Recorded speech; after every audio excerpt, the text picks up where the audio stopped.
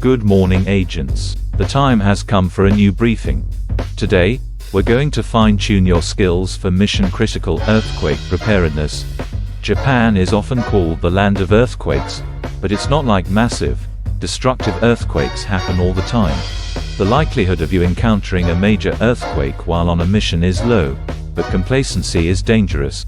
Let's dive into the somewhat dangerous world of Japan. ナマズ On August 8, 2024, an earthquake with a magnitude of 7.1 and a maximum intensity of 6 struck off the coast of Hyuga, Japan. In response, the Japanese government issued a Nankai Trough earthquake temporary information. This Megaquake warning was lifted after a week, but that doesn't mean the risk of a Nankai Trough earthquake has disappeared.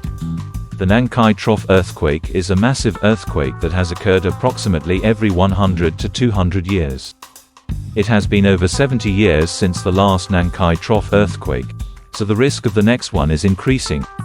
While it's possible to predict earthquakes that occur periodically to some extent, not all earthquakes can be perfectly foreseen. Even in regions with fewer earthquakes, it doesn't mean that they won't occur. No matter where you are on Earth, it's essential to be prepared for earthquakes. With that in mind, let's prepare for the possibility of an earthquake occurring during your mission in Japan. この辺りは地震が多いですか As you all know, information is a crucial weapon in any mission. The same holds true for earthquakes. Information and preparation make all the difference. Though no amount of explanation is ever enough, let's quickly go over the basics. First and foremost, it's always better to know when an earthquake is coming. Japan, being the earthquake-prone nation it is, has a well-developed earthquake prediction system. Earthquakes don't occur instantaneously across a wide area. They spread out like waves from the epicenter. There are two types of waves in an earthquake: the weak but fast P waves and the strong but slow S waves. In Japan, earthquakes are constantly monitored, and when P waves are detected near the epicenter, the magnitude and intensity of the shaking are predicted. If a seismic intensity of 5 or greater is expected, an alert is broadcast. While the alert often doesn't reach areas close to the epicenter before the S waves arrive, regions further away can receive the alert before the shaking starts. Most Japanese smartphones automatically receive these alerts, causing all nearby devices to emit the same sound if a disaster is anticipated. Additionally, alerts are broadcast on television. If you're undercover in Japan and suddenly see or hear alerts on nearby smartphones or TVs, it's a signal that danger is imminent. If you want to receive these alerts on your own device, you should install the Safety Tips app, overseen by the Japan Tourism Agency for foreign travelers. This app not only provides earthquake alerts but also helps gather essential information during a disaster. I'll include a link in the description, so be sure to check it out. Even if you can't receive emergency alerts, your smartphone remains a valuable source of information during a disaster. During a disaster, charging your devices may become difficult, so having a portable battery is essential. If you carry a laptop, check the battery settings in advance. Some models allow you to provide power through the USB port even when the laptop is turned off. In such cases, setting your laptop to provide external power will let you charge your smartphone through a cable. In a disaster, when power is precious, your smartphone will be far more useful than a laptop, both in terms of battery efficiency and practicality. I once survived a blackout during a mission using this method. With one laptop, I was able to charge 2 smartphones multiple times, so if you use it wisely, it can be a very effective power source. Trying to set this up during an emergency could be challenging. Lack of internet access or just the time it takes to figure things out will drain your laptop's battery quickly. That's why it's better to configure these settings when you have time to spare. To make the most of your smartphone, you need both battery power and a signal. In Japan, during a disaster, public Wi-Fi networks are often made available for free. This service is known as 5G Japan. If you're in an area with Wi-Fi provided by mobile carriers or free Wi-Fi, it will be opened up for anyone to use without needing to log in. No special settings are required to use it. Just connect to an access point labeled 50 Japan in the Wi-Fi settings of your smartphone, and you'll be online. It's good to be aware of this information in advance. However, unless you're in urgent need, it's better not to use this network. Heavy traffic could make it harder for those who really need it. And there's also a risk of your communications being intercepted due to lower security. Next, secure reliable sources of information. The Japan National Tourism Organization provides essential information for foreign travelers via social media during natural disasters, so it's a good idea to follow them ahead of time. Also, take note of the contact information for your embassy, consulate, and accommodation. Of course, store this information on your smartphone, but it's also wise to write it down in a notebook as a backup. Even if your smartphone's battery dies, you can still use a public phone to make calls. Public phone calls are prioritized over other types of calls, making them very useful when mobile networks are congested. That's why it's valuable to have some Japanese 10-yen coins on hand. Incidentally, during disasters, public phones are sometimes made available for free, so it's good to remember this. In addition to public phones, it's important to have cash on hand. When electricity or communications are unstable, cashless payments may not work. Next, let's go over the essential items you should prepare in advance, like a portable battery and cash. 水が欲しい。 Now, let's go over the items you should prepare. Besides a mobile battery and cash, there are many other essentials. First, a whistle. In the event of an earthquake, you may find yourself trapped behind a door that won't open, or stuck in a narrow space under debris. While it would be ideal to contact someone outside using a smartphone, there's a chance your phone may not be available, or you may face issues with signal or battery life. In such cases, avoid shouting for help continuously. Doing so would only drain your energy. This is where a whistle comes in handy. You can find emergency whistles at Japanese dollar store, so consider picking one up while buying souvenirs. Even if you're unlucky enough to lose your whistle, you can still make noise by banging on the walls or other hard surfaces. In either case, constantly calling for help can be both mentally and physically exhausting, especially since you don't know when help will arrive. Instead, set a schedule, like blowing the whistle every 30 minutes, and patiently wait for rescue. If possible, be sure to have a flashlight on hand. After a major earthquake, power outages are common, and you'll need a light source. While your smartphone's light can be useful, it's wise to conserve the battery, so having a backup light is recommended. Next, prepare several plastic bags in different sizes. These bags can serve multiple purposes. Before an earthquake happens, they can be useful as bags to store your shoes. In Japan, many earthquake injuries occur from stepping on debris after a major quake.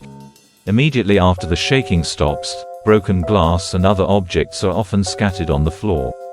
Since it's customary for Japanese people to remove their shoes indoors, they may end up stepping on these hazards when trying to evacuate. You too will likely remove your shoes at the entrance of a room when staying at a Japanese inn or guest house. Even if slippers are provided, they might be as flimsy as paper. Protecting the soles of your feet is crucial for a swift escape. However, that doesn't mean you should enter with shoes when there's no earthquake. Don't forget that wearing shoes indoors can inconvenience the host, so never do it. Leaving no trace is a ninja's golden rule.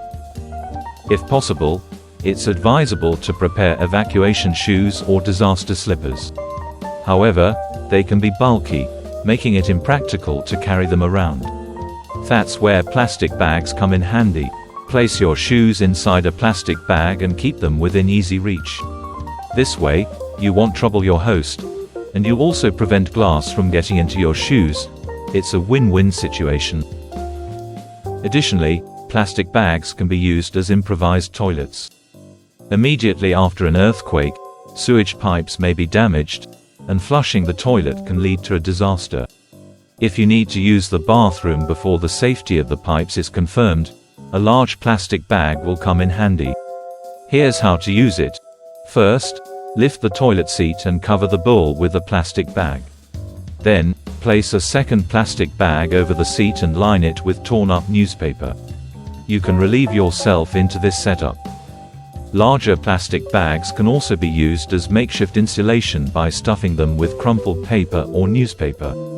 But be careful not to use a bag that you've already used as a toilet. While it might provide warmth, you risk not just the smell but also the contents spilling out in the worst case. Large plastic bags can double as a raincoat, and small ones can be used as a bucket or as makeshift gloves. With a bit of creativity, plastic bags can serve a variety of purposes, so it's better to have them on hand. Next, if you have a chronic condition, don't forget to prepare your medication. During a disaster, the supply of medicine may be disrupted, making it difficult to obtain the medication you need. Therefore, it's wise to prepare not only the amount you'll need during your stay in Japan, but also some extra, just in case. Another essential preparation is emergency food. However, you don't need to worry too much about this. While it's common to prepare emergency food for disaster situations, all you need to do is buy a little extra Japanese food as souvenirs. In an emergency, this can serve as your emergency food. If nothing happens, you can simply give it away as souvenirs. With these preparations in place, you should be ready to handle a variety of situations. Next, let's go over the checkpoints for your infiltration mission. 避難場所はどこですか？ As part of the essential preparation, it's crucial to familiarize yourself with evacuation routes. In Japan, emergency exits and evacuation routes are clearly marked in many places, so it's a good idea to take note of them. If you're using a hotel as your base, pay attention to the door of your room. Almost without exception, the interior side of hotel room doors in Japan will have a plaque displaying the evacuation route. If an earthquake occurs and the power goes out, it may be difficult to see, and the evacuation route itself might look different than expected. Therefore, I recommend taking a moment to familiarize yourself with the plaque and the actual scenery along the evacuation route beforehand. Those who have completed this check will notice that it leads not to the elevator, but to the emergency stairs. This is because elevators carry a high risk of trapping you during an emergency. Therefore, it's wise to familiarize yourself with the location of the emergency stairs in any building you're in. By the way, when an earthquake occurs, elevators are generally designed to stop automatically at the nearest floor. If you find yourself in an elevator during an earthquake, make sure to get off at the first floor it stops at. Be sure to check the evacuation space in your room as well. The basic rule is to take shelter under a sturdy table. From a young age, Japanese people are trained to duck under a table as soon as the shaking starts. If there's no table, protect your head with a blanket or pillow. One thing to be careful about is electric kettles. Even if you manage to get under a table, a toppled kettle could spill hot water, leading to severe burns. So, it's best not to place an electric kettle near a sturdy table that you might use as a shelter. Additionally, large pieces of furniture tend to dance during an earthquake. Check whether your furniture is secured, and if it isn't, identify a safe space where they won't fall on you. If your room has a gas stove or heater, make sure not to store flammable items nearby. Even if the flame is out, residual heat could ignite them. Since fire trucks might not arrive in time right after an earthquake, also take note of the fire extinguisher's location. Additionally, familiarize yourself with the location of the handheld emergency light. Most accommodations should have a handheld emergency light in the room. Since power outages often occur immediately after an earthquake, it's important to check it beforehand.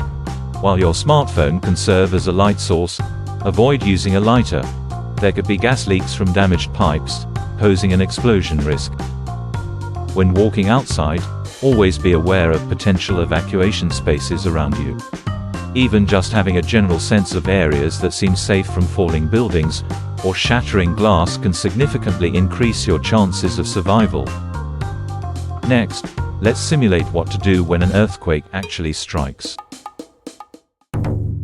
怪我人がいます。 Even if you're lucky enough to catch an early warning before the shaking starts, There's only so much you can do in a few seconds. The basics are to focus on heat sources, glass, items that might collapse, and your evacuation route. In the past, it was advised to put out the fire, but now the advice is to not put out the fire. The previous advice stemmed from the Great Kanto earthquake of September 1, 1923, where most of the victims died in fires. However, nowadays, safety measures by manufacturers have reduced the risk of fire. For example, Japanese gas meters are designed to automatically shut off gas supply when they detect shaking at level 5 or higher on the seismic scale. Similarly, more and more electrical breakers are designed to trip during level 5 or higher earthquakes. Most heating appliances are also designed to automatically shut off when they are shaken. The reason for the shift to "don't put out the fire" is that the risk of getting burned while trying to extinguish a fire has become greater than the risk of a fire itself. If you can safely put out the fire, it's ideal, but if the situation is uncertain, it's better to focus on moving away from the source of the fire. Whether indoors or outdoors, glass poses a significant danger. In a strong earthquake, glass can shatter. If you're outside, try to stay away from glass. Indoors, even just closing the curtains can help prevent shattered glass from scattering. Next, be cautious of items that might collapse. If you're outside, there's a possibility that signs or glass could fall from above. Protect your head with a bag or similar item while moving to an open space away from buildings. When it comes to evacuation routes, remember to keep the door open. Earthquakes can warp buildings, making it difficult to open or close doors. If you have time, make sure to open the door. This is especially important in places like bathrooms or toilets, where you could easily become trapped. If you're in the bathroom or toilet, make it a habit to open the door as soon as you feel the shaking start. Even if you survive the shaking, don't let your guard down. In the case of a major earthquake, aftershocks can continue for about a week. For the first 3 days in particular, there's a high likelihood of significant aftershocks, so stay alert. ここに津波は来ますか? Also, keep in mind that earthquakes are often followed by tsunamis and fires. A tsunami won't strike out of nowhere. Given the briefing you've received so far, I trust that handling this threat won't be difficult for you. If your mission takes you near the coastline, make sure to check the hazard map issued by the local government. Then, identify high ground or tall, sturdy buildings that can serve as evacuation points. The real danger with a tsunami is underestimating it. Tsunamis can arrive hours after an earthquake, and even a wave of just a few dozen centimeters can be fatal. Never let your guard down or make assumptions on your own. Stay informed and use that information to make informed, smart decisions. Although this is just a rough overview, with this knowledge, you should be able to handle most situations. After that, it's up to luck, so there's no use in worrying too much. Even though Japan is an earthquake-prone country, the odds of you, as agents on a short-term mission, experiencing an earthquake are not that high. I've been on assignment in Japan for nearly 50 years, and I've only experienced an earthquake with intensity 5 lower once. I've encountered earthquakes with intensity 3 a few times, but there were no fatalities in the areas where I was stationed. In any case, accurate information and calm actions are key. Once your preparations are complete, all that's left is to enjoy your mission in Japan to the fullest. This concludes the briefing. Questions or reports can be submitted in the comments, so feel free to write them down. To avoid missing out on the next mission, make sure to subscribe to the channel. Until next time agents, good luck.